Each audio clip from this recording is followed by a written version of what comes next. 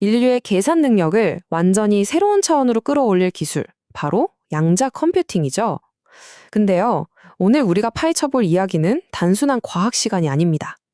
이건 미래의 패권을 두고 벌어지는 아주 치열한 글로벌 경쟁, 말 그대로 새로운 시대의 골드러시에 대한 이야기거든요. 자, 한번 깊숙이 들어가 볼까요? 이 경쟁에 얼마나 많은 게 걸려 있는지 이 숫자 하나만 봐도 느낌이 오실 겁니다. 전 세계 양자 컴퓨팅 시장이요. 2034년까지 무려 16억 달러. 우리 돈으로 환산하면 20조 원이 훌쩍 넘는 어마어마한 규모로 폭발적으로 성장할 거라고 합니다. 아니 도대체 뭐 때문에 이 새로운 기술 골드러시에 이렇게들 열광하는 걸까요? 그래서 오늘 이 시간을 통해 이 판에 뛰어든 선수들은 누구고 그들이 노리는 거대한 금맥은 대체 무엇인지 그리고 판도는 또 얼마나 큰지 샅샅이 한번 뜯어보겠습니다. 자, 첫 번째 장, 새로운 컴퓨팅 골드러시입니다. 이 거대한 열풍의 시작은요, 바로 양자 컴퓨터가 던지는 약속 하나에서 비롯됐어요. 그건 바로 지금 존재하는 그 어떤 슈퍼컴퓨터로도 절대 풀 수 없는 문제들을 해결할 수 있다는 엄청난 잠재력 말이죠. 한번 상상해 보세요. 금융시장에서는 거래 전략을 완벽하게 짜고요. 제약 분야에서는 신약 개발 기간을 몇 년에서 그냥 몇 주로 확 줄여버리는 거예요.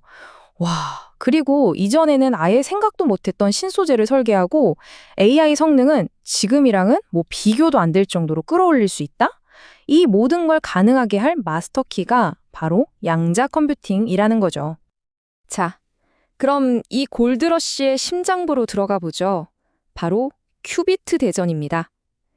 양자 컴퓨터를 만드는 여러 가지 다른 방법들이 있는데요. 이걸 마치 금을 캐는 저마다의 채굴 기술에 비유할 수 있어요. 큐비트, 양자 컴퓨터의 심장이라고 할 수 있죠. 이게 뭐냐면요. 기존 컴퓨터의 비트가 동전 던져서 앞면 아니면 뒷면 딱 정해지잖아요. 근데 큐비트는 달라요. 뱅글뱅글 돌아가고 있는 동전 그 자체라고 생각하시면 돼요. 앞면이면서 동시에 뒷면인 상태. 그러니까 0이면서 동시에 1일 수 있다는 좀 말이 안 되는 소리 같죠? 차이가 확 느껴지시죠? 기존 비트는 그냥 온, 오프, 스위치, 껐다, 켰다, 끝. 근데 큐비트는 밝기를 막 섬세하게 조절하는 디머 스위치 같은 거예요.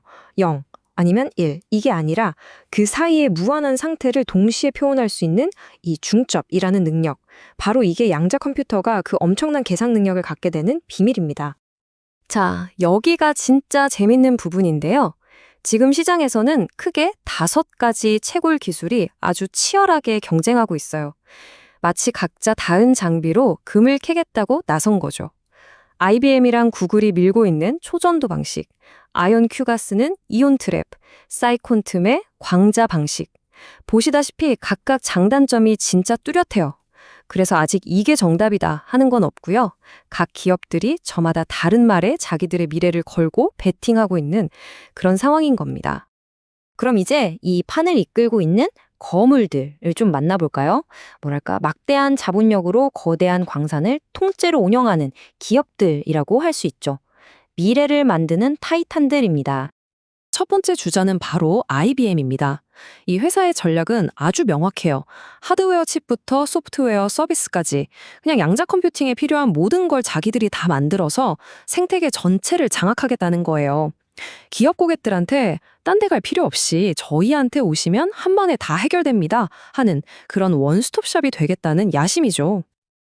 그리고 IBM은 그냥 말로만 하는 게 아니라 아주 구체적이고 야심찬 로드맵을 쫙 공개했어요. 오스프리, 콘도르 같은 괴물칩들을 계속해서 내놓고 퀴스킷이라는 오픈소스 소프트웨어로 개발자들을 끌어모으고 있죠. 최종 목표는 2029년까지는 스스로 오류를 고치는 정말 쓸만한 시스템을 만들겠다. 아주 체계적으로 착착 진행하고 있습니다. 자, 두 번째 거인은 구글입니다. 구글은 IBM이랑은 전략이 좀 달라요. 아주 한 놈만 팹니다. 그게 뭐냐? 바로 양자 컴퓨팅의 가장 큰 골칫거리, 이 오류 보정 문제예요. 이 문제만 해결하면 진짜 게임 끝이라고 보고 여기에 모든 역량을 쏟아붓고 있는 거죠. 구글은 이미 2019년에 시카모어 칩으로 양자 우월성이라는 걸 보여주면서 우리 이 정도 기술력이 있다 하고 증명을 했고요. 지금은 여러 개의 불안정한 물리 큐비트를 묶어서 안정적인 논리 큐비트 딱 하나를 만드는 6단계 계획에 집중하고 있어요. 실제로 작년에 프로토타입을 보여주는 데 성공하기도 했고요. R&D에 대한 집념 정말 대단하죠. 자, 그런데 이 판이 거대 기업들만의 놀이터는 아닙니다. 이 골드러시를 훨씬 더 재밌고 역동적으로 만드는 존재들이 있죠. 바로 스타트업 생태계입니다. 이 친구들은 크게 두 부류로 나눌 수 있어요. 바로 광부와 곡괭이 장수입니다.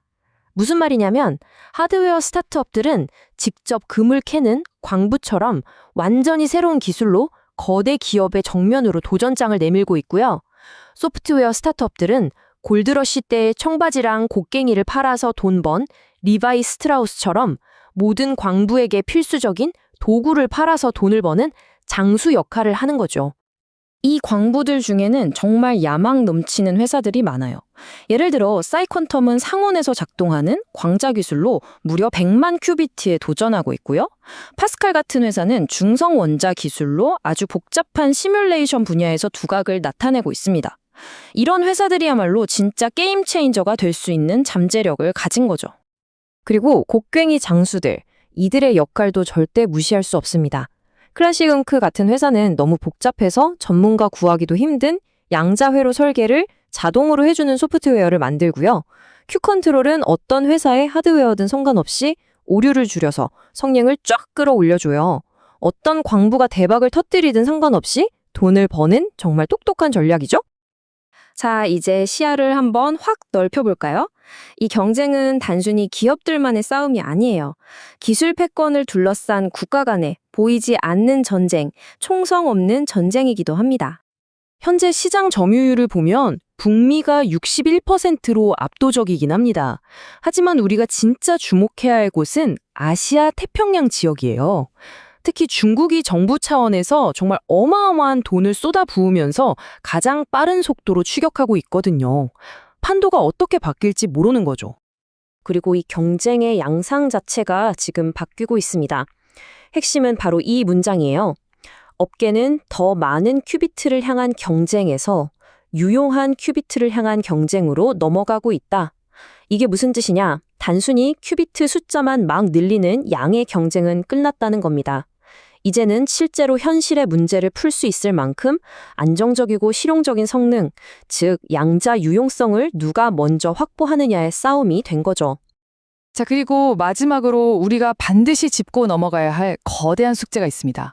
바로 양자 내성 암호, PQC라는 건데요.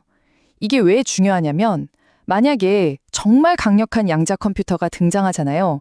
그럼 지금 우리가 쓰는 인터넷 뱅킹, 국가 기밀, 여러분의 개인정보까지 이 모든 데이터를 지키는 암호 체계가 그냥 종이장처럼 뚫려버릴 수 있다는 거예요. 그래서 양자 컴퓨터의 공격에도 끄떡없는 새로운 암호 기술을 만드는 게 정말 시급한 과제가 된 겁니다. 자, 오늘 퀀텀 골드러시의 뜨거운 현장을 함께 둘러봤습니다. 기술은 정말 눈부시게 발전하고 있는데 결국 이 질문은 우리 모두에게 남는 것 같아요. 컴퓨터는 점점 더 똑똑해지는데 과연 우리의 데이터는, 우리의 세상은 앞으로도 계속 안전할 수 있을까요? 한 번쯤 깊이 생각해 볼 문제입니다.